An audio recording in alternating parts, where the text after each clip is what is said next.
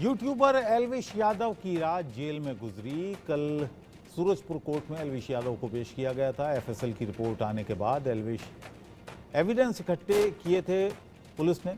Rave party के दौरान मिली 20 ml की लिक्विड बोतल से हुआ था खुलासा। हमारे संवाददाता रजत कुमार की एक रिपोर्ट आपको दिखाते हैं।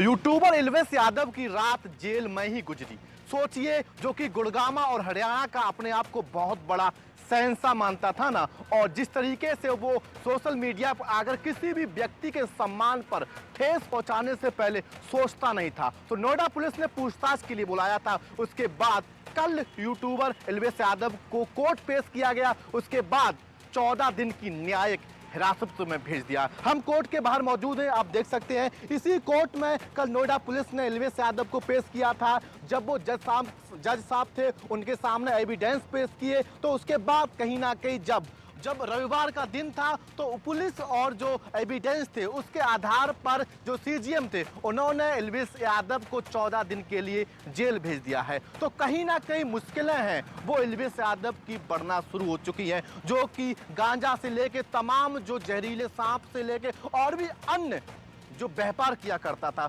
सोचिए कि नोएडा पुलिस ने नवंबर के महीने में एक एफआईआर दर्ज की थी। उस दौरान 20 ml की लिक्विड जहर बरामद हुआ था। एफएसएल की रिपोर्ट आने के बाद पुलिस ने हाथ डाला है। एविडेंस पूरे हैं। एविडेंस के तौर पर एल्विश यादव को गिरफ्तार कर लिया है। लेकिन जिस तरीके से एल्विश यादव, जो कि अपने आप को बहुत बड़ा शहंशाह समझता था, लेकिन जिस तरीके से उसका एक सिस्टम था, सिस्टम पूरी तरह से हैक हो चुका है। सिस्टम पूरी तरह से हिल चुका है एल्विश यादव का। कहीं ना कहीं एल्विश यादव है अब मुसीबत में पड़ता हुआ जा रहा था, क्योंकि एक एल्विश यादव की आर्मी भी हुआ करती थी। जिस तरीके से एल्विश यादव अगर किसी भी व्यक्ति को पास जाकर किसी भी व्यक्ति के साथ मारपीट करने का ना उसका शौक था। अब एल्विश यादव जेल में ही है, लेकिन जिस तरीके से जो एविडेंस है, तो कह सकते हैं कहीं ना कहीं एल्विश यादव को सजा मिलनी तय है। Rajat Kumar, India news, Greater Noida. और मेरे सहयोगी महेंद्र माही इस वक्त मेरे साथ बने हुए हैं नोएडा से। महेंद्र, क्या अपडेट इस खबर पर है? कैसी रात बीती, किस तरह से क्या क्या पूछताछ हुई एल्विश यादव से अब तक? बिल्कुल, देखिए, क्योंकि जो एल्विश यादव है ये यूट्यूबर है और बिग बॉस 12 का ये विजेता है, तो कहीं ना कहीं जो एक शोहरत का जो खुमार होता है ना, वो कहीं ना कहीं सर चढ़ कर बोलता है। तो इसी का ये आज नतीजा है कि जो एल्विश यादव है आज वो जेल के सलाखों के पीछे है। दरअसल जो मामला है ये नोएडा का पूरा मामला है, जिस मामले में ये जेल गया है 3 नवंबर 2023, यानी कि यह पिछले साल की बात है। उस वक्त थाना 49 में एक मुकदमा दर्ज होता है, जिसमें साफ तौर पर ये लिखा जाता है कि जो एल्विश यादव है अपने पूरी टीम के साथ ये दिल्ली एनसीआर के तमाम जो बड़े फार्म हाउस है वहाँ ये रेप पार्टी करवाता है, और इस पार्टी में जहरीले सांप और ऐसे प्रतिबंधित सांप को कहीं ना कहीं सप्लाई करता है, जिसके लिए ये इलीगल तरीके से सप्लाई करता है। उसको लेकर पीएफए के जो सदस्य है गौरव गुप्ता, उन्होंने लिखित में एक शिकायत दी थी थाने में शिकायत देने के बाद उन पर मुकदमा दर्ज हुआ। मुकदमा दर्ज होने के बाद जो उनकी पूरी टीम है उनको हिरासत में लिया गया। हिरासत में लेने के बाद उनसे पूछताछ की गई। इसी बीच जो एल्विश यादव है वो अपने आप को बेगुनाह और बेकसूर साबित करने में तुले थे, और बार बार ये कह रहे थे कि अगर मैं किसी भी चीज में लिप्त पाया जाता हूं तो मेरे खिलाफ सख्त कार्रवाई की जाए।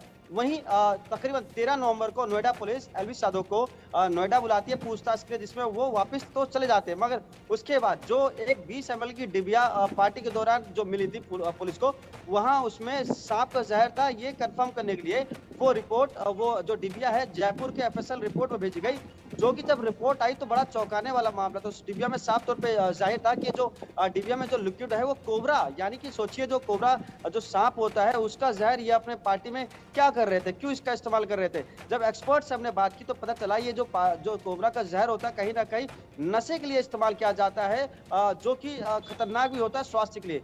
तो उसके बाद जब एफएसएल की रिपोर्ट आई तो दोबारा फिर से एल्विश यादव को 17 तारीख यानी कि कल पुलिस द्वारा उसको नोटिस भेजा जाता है। तकरीबन 2.5 से 3 घंटे जो नोएडा पुलिस है वो एल्विश यादव के साथ पूछताछ करती है। तकरीबन 150 ऐसे सवाल है जो एल्विश यादव से पूछे जाते हैं, जिसमें अधिकतर सवालों में जो एल्विश यादव है या तो मुकर जाता है या उसके पास जवाब नहीं होता।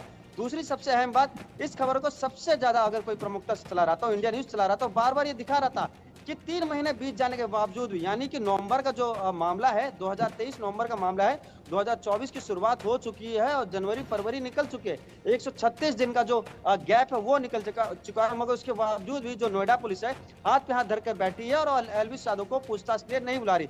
हमारी खबर को संज्ञान लेते हुए नोएडा पुलिस ने कल इसको बुलाया, एक निजी फार्म हाउस बुलाया, वहां इससे तकरीबन 2.5-3 घंटे पूछताछ की। जब पुलिस को लगा कि ये सवालों का जवाब नहीं दे रहा, उसके बातों में दम नहीं है, उसके बाद जो एल्विस यादव को मेडिकल के लिए जाया गया। मेडिकल करवाने के बाद उसको कोर्ट में पेश किया। तमाम जो नोएडा पुलिस ने एविडेंस इकट्ठे किए थे, चाहे हम एफएसएल की रिपोर्ट की बात करें, वो तमाम जो 5 लोग थे जिनको पहले ही पुलिस गिरफ्तार कर चुकी थी, जिनके पास से प्रतिबंधित सांप निकले थे, कोबरा, दोमुआ सांप, अजगर जैसे जो सांप थे वो वहां मिले थे, उन सब की रिपोर्ट कोर्ट में पेश की गई। उसके बाद कहीं ना कहीं जो एल्विस यादव है, जो एल्विस यादव मुस्कुराते हुए नोएडा पुलिस के सामने बैठा था, उसकी चंद मिनटों में हैकड़ी और या कहें जो एक ओवर कॉन्फिडेंस था वो बिल्कुल सामने आ गया। पुलिस ने कोर्ट के सामने सारे तथ्यों को पेश किया। उसके बाद कोर्ट ने 14 दिन की न्यायिक हिरासत में एल्विस यादव को जेल भेज दिया। अब आप यकीन नहीं मानेंगे, वो एल्विस यादव जो लग्जरी गाड़ी, बड़े बड़े फार्म हाउस में पार्टी करता था, कल उसकी रात एक कोठरी में बीती और बताया ये जा रहा है, जो हमारे सूत्र बता रहे हो, पूरी रात सो नहीं पाया। जेल में उसे दाल और रोटी मिली खाने के लिए, जिसको उसने नहीं खाया। आधा ब्लैक कॉफी की डिमांड कर रहा था कि मुझे ब्लैक कॉफी चाहिए। आप सोचिए, अगर आप मुजरिम हैं तो आप डिमांड नहीं कर सकते, आपके साथ वही सलूक होगा जो आम कैदियों के साथ होता है। सुबह के वक्त दोबारा जो एल्विस यादव उठता है, बिस्किट और चाय खाता है, उसके बाद फिर से वो ब्लैक कॉफी की डिमांड करता है। अब जो क्योंकि जो इनके लीगल पैनल के जो इनके एडवोकेट हैं एल्विस यादव के, तो तमाम होंगे, क्योंकि इससे पहले भी हमने देखा था जब एल्विस यादव को नोएडा पुलिस ने पूछताछ के लिए बुलाया था, तो पहले से ही तकरीबन 1 दर्जन से अधिक जो वकील थे, जो गुरुग्राम से नोएडा के कोर्ट में पहले से खड़े थे, वो वहां मौजूद थे। उनको लग रहा था अगर कुछ मामला होता तो हम पूरा समझौता कर लेंगे, मगर इस बार नोएडा पुलिस ने बेहद ही चालाकी से और बेहद ही शांत तरीके से एल्विस यादव को बुलाया। उससे पहले अपने कॉन्फिडेंस में लिया कि ये भी खबरें आई कि अपनी सफाई भी पुलिस के सामने वो पेश कर रहा था जो पूछताछ उससे हो रही थी। हाँ बिल्कुल, देखिए जब उससे पूछताछ की जा रही थी, उससे ये पूछा गया, जो अहम सवाल जो केवल इंडिया न्यूज के पास है, उससे ये पूछा गया कि भाई जो आप अपने गानों में सांपों का इस्तेमाल करते हो, जो अपने कंधों पे आपने सांपे रखे, आपने देखे होंगे तमाम इंस्टाग्राम, तमाम सोशल मीडिया पे उसके कई ऐसी वीडियो हैं जहां वो सांपों का इस्तेमाल कर रहा है, चाहे हम छिपकली की बात करें या किसी जानवर की बात करें। तो पुलिस ने यही सवाल किया, ये जो आप सांप अपने कंधे पे रख रहे हो, ये किस तरीके से आपने मुहैया कराया अपने पास, या किसी एनजीओ से लिया, किसी सपेरे से लिया, क्या ये जहरीले सांप थे, क्या इनके काटने से अब कोई मर भी सकता है। इन तमाम सवालों से एल्विस यादव बचता रहा और कहीं ना कहीं पुलिस के सवालों में वो घिरता रहा, क्योंकि पुलिस ने 150 सवाल तैयार कर रखे थे। क्योंकि देखिए लगातार इंडिया न्यूज एकमात्र ऐसा देश में चैनल है जो इस खबर को बड़ी प्रमुखता से दिखा रहा था और ये दिखा भी रहा था कि किस तरीके से तमाम एविडेंस इंडिया न्यूज के पास है, तमाम जो मुकदमे हैं जो एल्विस यादव के खिलाफ हैं, तमाम वो लोग हैं जो इन्होंने एल्विस यादव का स्टिंग किया, जो राहुल यादव का स्टिंग किया, कि कैसे दिल्ली एनसीआर के तमाम बड़े फार्म हाउसों पर ये पार्टी ऑर्गेनाइज कराते हैं जहां सांपों का जो जहर होता है वो नशे के लिए परोसा जाता है। एक्सपर्ट से जब हमारी बात हुई तो उन्होंने कहा, देखिए ऐसे जो जहर होते हैं नशे के लिए इस्तेमाल किया जाता है, मगर अगर इसकी जो क्वांटिटी है वो अधिक हो जाएगी तो इसे जो इस नशे का इस्तेमाल करता है उसकी मौत भी हो सकती है। तो सोचिए कितने बड़े मौत के सौदागर हैं ये कोई यूट्यूबर नहीं है, ये कोई यूथ आइकॉन नहीं है, एक तरीके से ये मौत के सौदागर है। दूसरी बात, एल्विस यादव ने भी ये एक्सेप्ट कर लिया कि कहीं ना कहीं वो पार्टी में इंक्लूड होता था। तो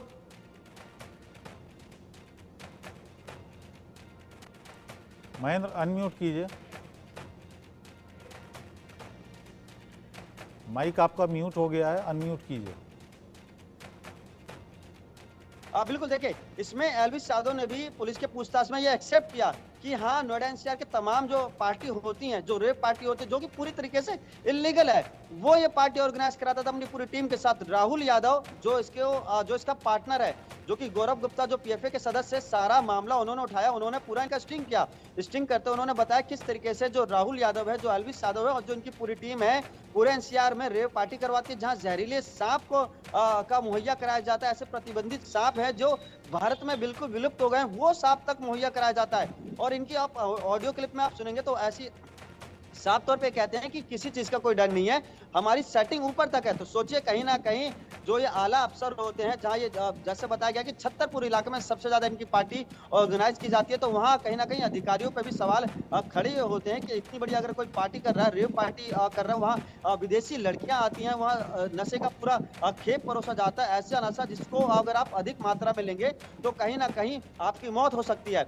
एफएसएल की जब रिपोर्ट आती है तो सबसे ज्यादा इसमें एल्विस यादव को घेरा जाता है, क्योंकि एल्विस यादव ये वही यूट्यूबर जिसने साफ तौर पर यह कहा था कि ये सड़क छाप लोग हैं और ये लोग कहीं से भी कोई जहर लाएंगे वो क्या कोई जहर बन जाएगा। तो जब एफएसएल की रिपोर्ट आई उसमें साफ ये जाहिर हुआ कि जो ये 20 ml का जो डब्बा उसमें कोबरा, आप सोचिए कोबरा सांप जो देखने को नहीं मिलता उसका ये जहर नशे के लिए इस्तेमाल कर रहे हैं। तो कहीं ना कहीं कानूनी शिकंजा एलविस यादव पे बहुत ज्यादा पड़ चुका। दूसरी जो क्योंकि नोएडा पुलिस ने अब इस पे एक और मुकदमा दर्ज किया, एनडीपीएस एक्ट के तहत जो एलविस यादव है उसके ऊपर मुकदमा दर्ज किया है। अगर एलविस यादव इसमें दोषी कुल कितनी धाराएं लगाई हैं? ऊपर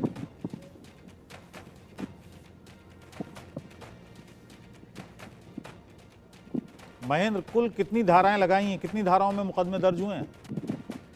बिल्कुल देखिए, जब 3 नवंबर 2023 की बात करें जब इन पे पहला मुकदमा दर्ज हुआ थाना 49 में, तो उस टाइम उन पे 7 मुकदमे दर्ज हुए थे। एलविस यादव के साथ जो बाकी 6 आरोपी थे उनके ऊपर 7 मुकदमे दर्ज हुए थे एनिमल एक्ट को लेकर। मगर अब जो मुकदमा उन पे दर्ज हुआ है, जो पुलिस ने कल इन पे मुकदमा दर्ज किया है एनपीएस की तहत, वो बहुत ही गंभीर मुकदमा है। अगर इसमें दोषी पाए जाते हैं तो उनको 20 साल की सजा हो सकती है और 2 लाख रुपए का जुर्माना हो सकता है। सोचिए, जब एलविस यादव के कानों में बात पहुंची कि मुझे 20 साल की सजा हो सकती है, तो उसके बाद वो रोने लग गया। उसका जो पूरा ओवर कॉन्फिडेंस था वो कहीं ना कहीं एकदम धरातल पे आ गया, क्योंकि जिस तरीके से वो पुलिस के सामने जाता है, वो लोगों के सामने जाता है, ऐसा लगता है वो बहुत बड़ा मसीहा हो, वो बहुत बड़ा हीरो है। मगर असल में उसका चेहरा क्या है, ये इंडिया न्यूज ने अपने तमाम दर्शकों को बताया कि एलविस यादव किस तरह की लाइफस्टाइल जीता है, उसके पीछे क्या राज है। आप देखेंगे अपनी ये जितनी वीडियो होती है उसमें बड़ी बड़ी गाड़ियां, बड़े बड़े घर, फार्म हाउस में पार्टी करता, मगर अब असल में पता चला इन पार्टियों के पीछे कितना बड़ा एक काला कारनामा छुपा हुआ है। जी चलिए, बहुत बहुत धन्यवाद महेंद्र इस पूरी जानकारी के लिए।